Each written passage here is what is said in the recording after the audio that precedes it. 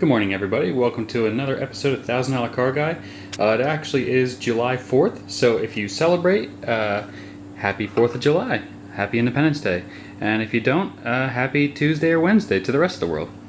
Anyway, I just wanted you guys to know that I am going to be 3D printing one of these for my 3000 GT. On my other channel, Do Something Every Day 2, that's with a number 2. So go ahead and check out that channel if you want to see some 3D printed car parts. Here's something we made recently for a friend that I got to mail out to him. It's actually a headphone holder for his iMac. Anyway, so it is early morning and I figured we'd be able to maybe crank out an episode because it's already 82 degrees outside and it's only 8:50 in the morning. Give you guys a little update. I drove the Miata to work yesterday. The Echo got picked up yesterday. I really want to be driving this because of that cold AC, but alas, we will have to wait until next paycheck so I can register it and insure it properly. Otherwise, no road use until then. My part sales haven't been going as well as I wanted. The hood's still here, the bumper's still here, and the rims are still here. I've actually had more interest for the rims that are on the car itself, the stock rims, than these ones from the 05 GT. So I may end up swapping these rims onto the Mustang and then selling the ones that are on it. This thing really does look like a sad sack. I haven't worked on it in a few days. But we are itching to get back into it. I guess I'm just going to keep trying to make room in the engine bay while I wait for a friend to drop off the engine hoist. So I'm going to remove this bolt and this bolt for the fan shroud and then hopefully pull that out. This AC line's probably going to be a pain in the butt. Maybe it won't be so bad. In case you are curious, they are both 8mm.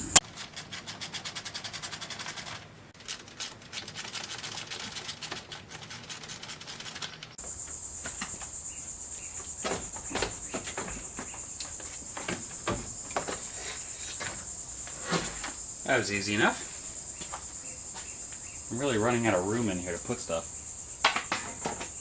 I have a bunch of cut-off wires running into that engine bay fuse block, so I want to get that up so that I can make sure I know which wires to actually terminate at the block to find out which ones I don't need. But first I need to figure out how to take the block off. There is one 8mm bolt, you can sort of see it down there, so we will take that off first.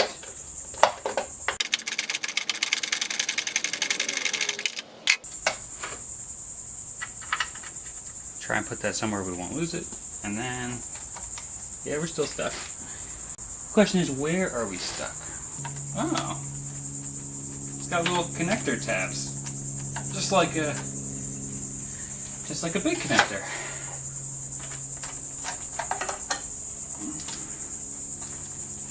We are still grounded somehow. Oh, maybe this bracket. Ah, wait. Yeah. Okay. So we didn't even have to take that one screw out. I should go put that back.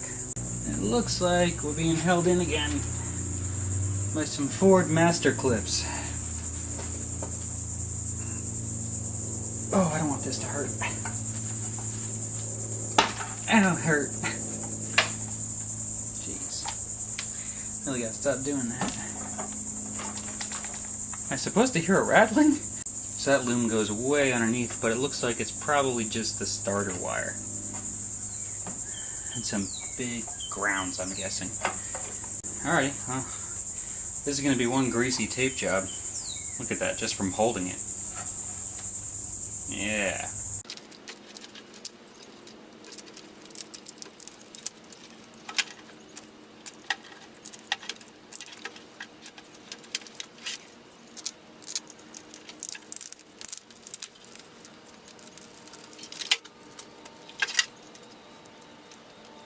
This is the anti-lock brake test. I'm guessing it's not doing a lot of good since I've already cut off the wires.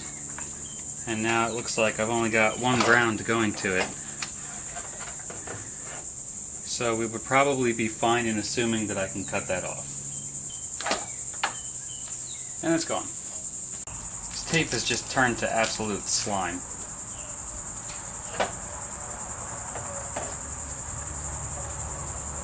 But it's technically Still doing its job. So it's got that going for it.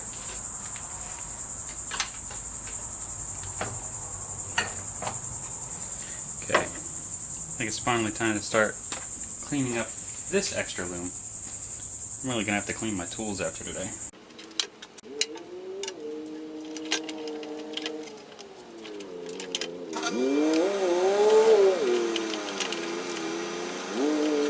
Okay, so I think that's that for now. So I've been putting off cutting a specific set of wires just because I really didn't want to do it. I didn't want to bother with it, but I think it's actually time. And although I'm already sweating like crazy, I think I just need to get it done. This project doesn't go anywhere without me doing it. And unfortunately, that means I have to do it. So I have some of these connectors in the back. I haven't clipped this for I don't know how long because I'm just nervous of what's going to happen. And then this one's for either the tachometer or the speedo, and then this one's also for the tachometer or speedo. Now, I already know which wires are going back to the connector, so I can clip them because at this point I'm just going to be putting in all my own gauges because obviously I'm not going to be reusing the gauges that came out of the Mustang. So there's no reason to keep these big bulky connectors here. I'd also like to get rid of this resistor pack or whatever these are and this connector. So let's just do it. I'll go pull the battery from the Miata again and we'll just do it. We'll do it live. We'll do it live. Batteries in the car. Let's get stuff done. Let's start a montage. Montage.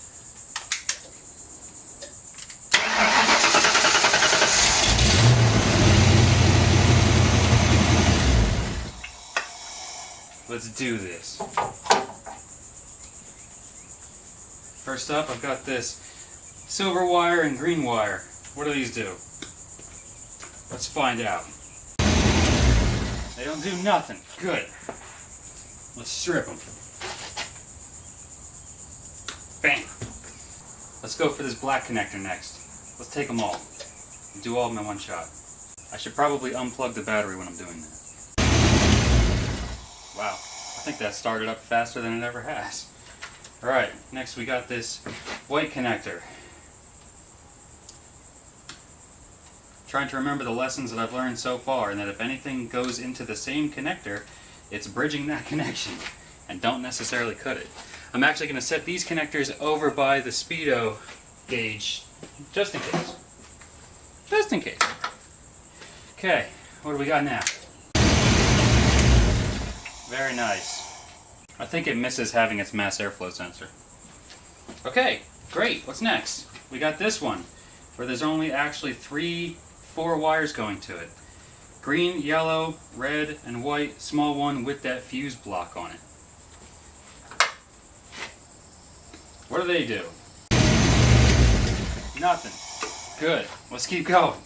What else can we cut off here? I didn't solder these wires together yet. I should probably do that. I think I actually want to do these one by one, just to make my life that much easier.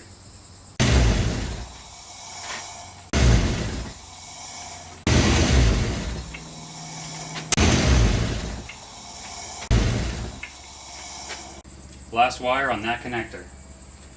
Does it still run?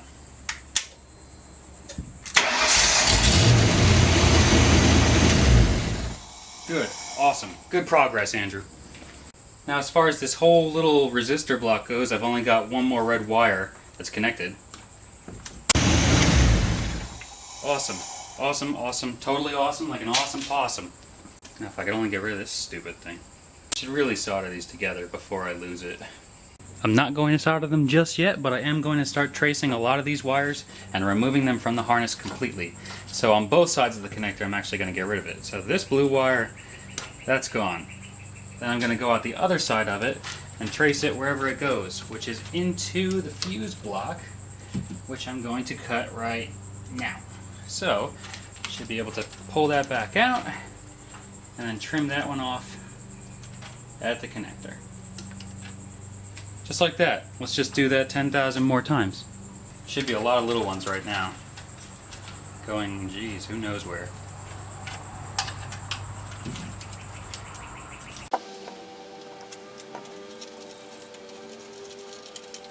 Wow. Look at that bundle.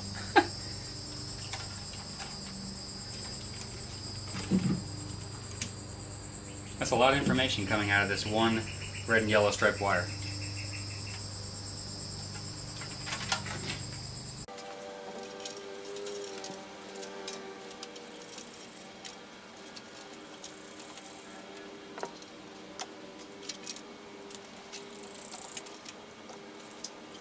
Well, that gained us a bit, but not as much as I'd hoped for. So I have a very sneaky suspicion about something. This kind of cream-colored wire that I soldered back together runs all the way back to the fuel pump. There's also a black wire, which I'm assuming is a ground, but also I'm not positive. I really want to get rid of this giant connector, because all the other stuff that I know is important already is kind of going somewhere else, so this sounds really dumb, but I think I'm going to cut a wire that I already soldered back together. There goes.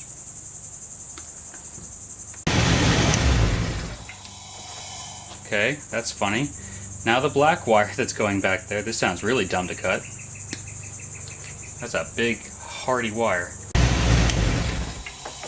Wow, okay. So I've been doing more work than I had to do so far. That's nice. So the only wire, you guys should see this, the only wire now that actually goes all the way to the trunk is this green with yellow stripe. That's the only wire you need to make the fuel pump run. It runs all the way to a connector over there. We're zoomed really far in, so my balance is being thrown off. Next up is this big connector. I've already traced a bunch of the wires through the other side, and I've already clipped them off before, so we should just be able to remove all of them. So why not? Let's just go for it. Let's do it! Take them all!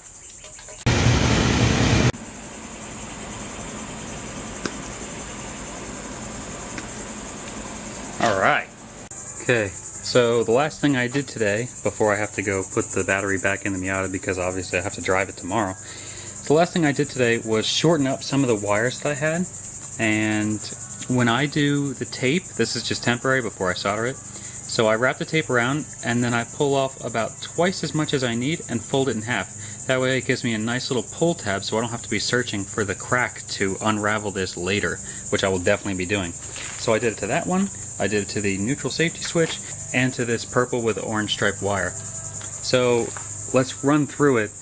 My neighbors are playing country Christian rock or something like that. So I have to talk a little bit louder because I don't want to be flagged. So here's the ignition switch. So that runs into the main fuse block and also travels down here through this connector, through that connector, back up into that engine fuse block, and then it runs across the engine bay, into the loom, down through these connectors, back out through here, and then, oops, took the wrong road, goes down here and into that main computer. This thing is so much more important than I thought it was, because here's those giant red and yellow wires which run all the way across back through there.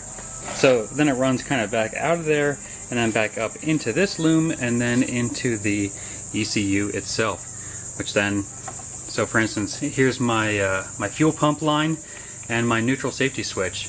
Both of them are on this connector. Super, super, super important connector. We don't want to lose that. I don't yet know what these do, but the car doesn't run without it.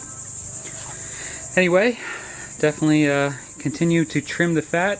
I think next time we need to work on getting these connectors up and removed out and find out where they all go.